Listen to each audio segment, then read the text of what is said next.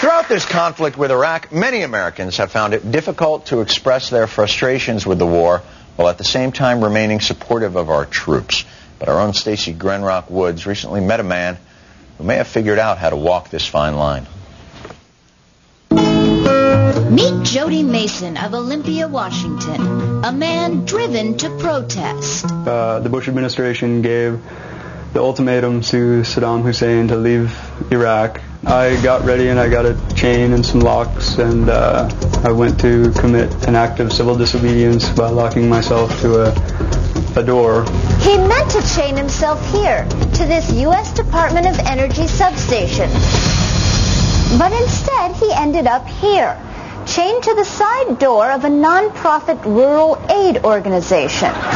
He got the wrong building, but at least he had the right message. Your sign said reduced deficit, and you shouted no blood for oil, and you were chained to a rural help organization. What's your message? Well... So, wrong building, unclear message, but at least Jody reached the people. How long before someone noticed you? 18 hours. Why do you think people ignored you? I think people don't like to think about the troubles in the international spectrum right now. Not because you were below sidewalk level. Jody brought me to the place where, for some reason, no one saw him. You were chained where? Just to this door handle here. Okay. And was this sign here when you... Yeah, actually it was. But, Did you read this sign? after I locked to the door handle. Yes, after he locked to the door handle. But every good protester has a contingency plan. So when you found out you were in the wrong place, you just unlocked yourself and moved, right?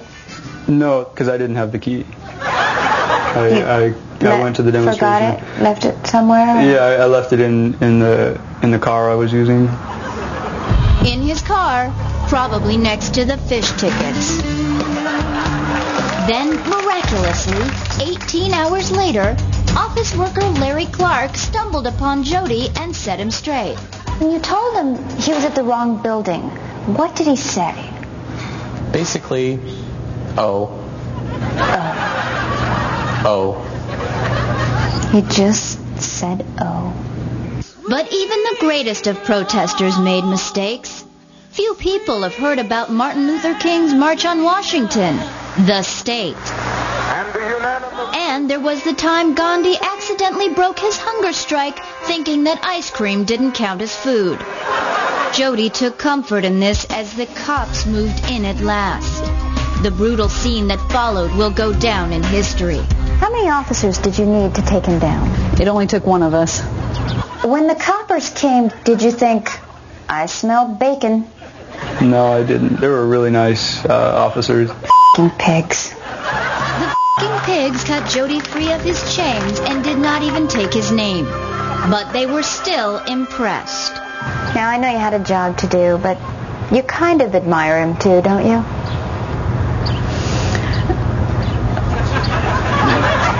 Not really. Larry Clark seconds that emotion. Has Jody's bravery touched your life? No, I thought he was homeless. I didn't see the chain. Yes, Jody Mason stands as an inspiration to us all. Are you the Rosa Parks of chaining yourself to the wrong building? I'm sorry, I don't know who Rosa Parks is. In the end, Jody feels wiser. And he's got big plans for next time. If I was going to do it again, I might actually try to research and find a building that's actually owned by the federal government. So look out, buildings with doors. Jody is coming back. Yes. Could you tell me where you sell link chain by the foot? Sure, right over in aisle 14. Inspiring story. Thank you very much, Stacy. We'll be right back.